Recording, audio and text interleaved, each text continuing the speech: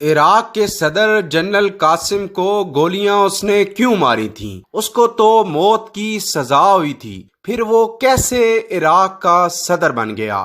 وہ انگریزوں سے اتنی نفرت کیوں کرتا تھا؟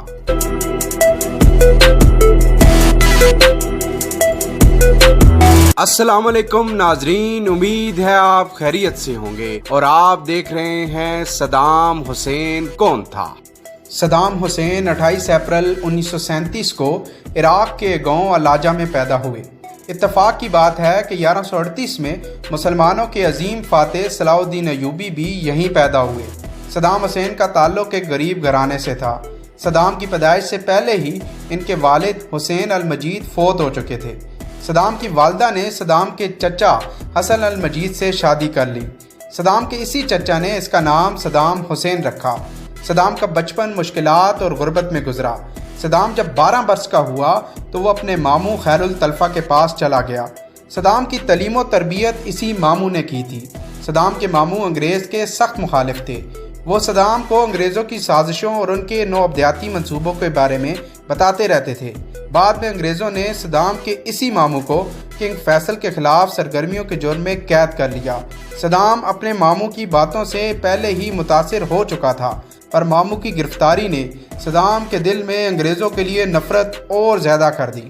1958 میں صدام کی شادی اپنی چچا زاد ساجدہ سے ہوئی، جس میں سے صدام کے 2 بیٹے اور 3 بیٹیاں پیدا ہوئیں۔ صدام کو بچپن سے ہی سیاست کا شوق تھا۔ صدام جب 18 سال کا ہوا تو وہ باعث پارٹی کا ممبر بن گیا۔ جولائی 1958 کے جمہوری انقلاب میں عراق میں برطانوی نواز بادشاہت کا خاتمہ ہوا تو ملک میں عبدالکریم قاسم کی حکومت آئی۔ اسی سال قاسم کا ایک قریبی دوست سدون ناصری تقریر میں قتل ہو گیا۔ اس قتل کا الزام صدام حسین پر لگایا گیا۔ صدام کو گرفتار کیا گیا، مقدمہ چلایا گیا، پر ثبوت نہ ہونے پر رہا کر دیا گیا۔ صدام رہائی پانے کے بعد بغداد چلا گیا۔ پارٹی کے سینئر ارکان نے صدام کو عراق کے صدر جنرل قاسم کو قتل کرنے کا ٹاسک دیا۔ اس مقصد کے لیے صدام نے عسکری تربیت حاصل کی اور ہر طرح کے اسلحے کو چلانا سیکھا۔ منصوبے کے مطابق صدام نے 7 اکتوبر کو صدر قاسم کی کار پر اس وقت حملہ کیا جب وہ گھر سے صدارتی محل کی طرف جا رہا تھا۔ اس حملے میں 2 گولیاں صدر قاسم کو لگیں مگر وہ بچ گیا۔ صدام ٹانگ میں گولی لگنے سے زخمی بھی ہوا مگر وہ فرار ہونے میں کامیاب ہو گیا۔ حکومت صدام کو ہر طرف ڈھونڈ رہی تھی، پر صدام خفیہ اداروں، پولیس اور فورس سے چھپتے چھپاتے شام پہنچ گیا۔ شام میں صدام کو عراقی پولیس اور فورس سے کوئی خطرہ نہ تھا اور صدام کی پارٹی کا ہیڈ کوارٹر بھی شام میں ہی تھا۔ پارٹی کے سینئر ارکان صدام کو بڑی عزت کی نگاہ سے دیکھتے تھے۔ انہوں نے پارٹی کے خرچ پر صدام کو اعلیٰ تعلیم کے لیے قاہرہ مصر بھیج دیا۔ صدام نے قاہرہ کی یونیورسٹی سے LLB کی ڈگری حاصل کی اور مصر میں بعض پارٹی کی سرگرمیوں میں شامل ہونے لگا۔ 25 فروری 1960 کو عراق کی ایک عدالت نے جنرل قاسم پر حملے کے الزام میں صدام کو موت کی سزا سنا دی گئی۔ صدام نے اس دوران عراق جانا مناسب نہیں سمجھا، پر جب فروری 1963 میں عراق میں جنرل عبدالرحمان عارف نے جنرل قاسم کی حکومت ختم کر کے اس کو قتل کر دیا، حکومت کی تبدیلی صدام حسین کی عراق واپسی کا سبب بن گئی۔ عراق پہنچنے پر صدام دوبارہ باعث پارٹی کا سرگرم کارکن بن گیا۔ صدام باعث پارٹی میں وقتاً فوقتاً ترقی کرتا گیا۔ اس دوران حکومت نے صدام حسین اور ان کے ساتھیوں کو گرفتار بھی کر لیا۔ 1966 میں صدام حسین کو رہا کر دیا گیا اور وہ پارٹی کے سینئر رکن بھی بن گئے۔ 17 جولائی 1968 کو صدام ساتھیوں اور ہزاروں باعث پارٹی کے کارکنوں کے ساتھ ٹینک پر چڑھ کر صدارتی محل داخل ہو گئے اور جنرل عبدالرحمان عارف کا تختہ الٹ دیا، اور یوں باعث پارٹی کے سربراہ میجر جنرل احمد حسن البکر کی حکومت قائم ہوئی۔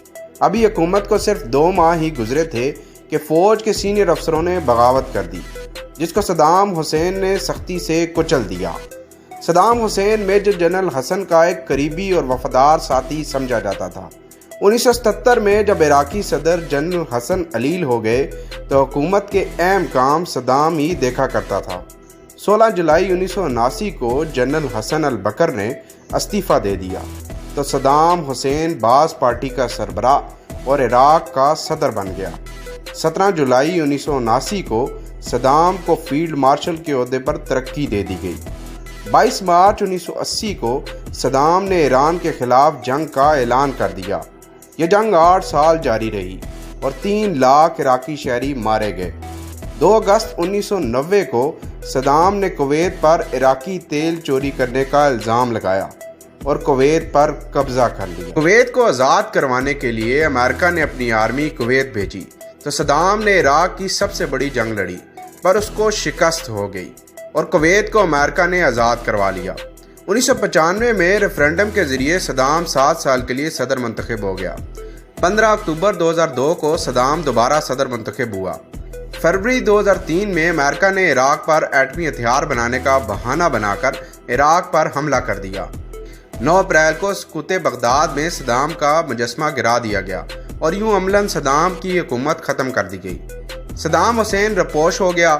امریکہ نے صدام حسین کے دونوں بیٹوں کو عراق کے شہر موصل میں حملہ کر کے قتل کر دیا۔ صدام حسین کو 14 دسمبر 2003 کو تقریر کے قریب گرفتار کر لیا گیا۔ امریکہ کی نگرانی میں مقدمہ چلایا گیا۔ صدام پر 148 کردوں کے قتل کا الزام لگایا گیا۔ مقدمے کی سماعت کے دوران ان کے 3 وکیلوں کو قتل کر دیا گیا۔ صدام حسین نے عدالت میں کئی دفعہ کہا کہ مجھ پر مقدمہ امریکہ کی حماع پر چلایا جا رہا ہے۔ صدام کے مقدمے کی سماعت سننے والے 2 ججوں کو صرف اس وجہ سے ہٹایا گیا کہ شاید وہ ملزم سے ہمدردی رکھتے ہیں۔ صدام کو پھانسی کی سزا سنائی گئی اور اس پر عمل 3 دسمبر 10 ذوالحج 1427 ہجری 2006 کو صدام کو پھانسی دے دی گئی۔ جیل سے تخت دار تک صدام حسین اللہ اکبر کے نعرے لگاتا رہا اور زبان پر کلمہ کا ورد کرتا رہا۔ صدام حسین کے آخری الفاظ تھے، میں ضرور جنت میں جاؤں گا، عراق سلامت رہے، فلسطین ہمیشہ عربوں کا رہے۔ صدام حسین کی موت نے جہاں اس کے چاہنے والوں کو غمزدہ کیا، وہیں اس کے ساتھ ڈیوٹی پر مامور امریکی فوجیوں کو بھی غمزدہ کیا۔ یہ تھی صدام حسین کی کہانی۔ اگر دوستو آپ کو ہماری ویڈیو پسند آئی تو ہمیں کامنٹ سیکشن میں ضرور بتائیے گا۔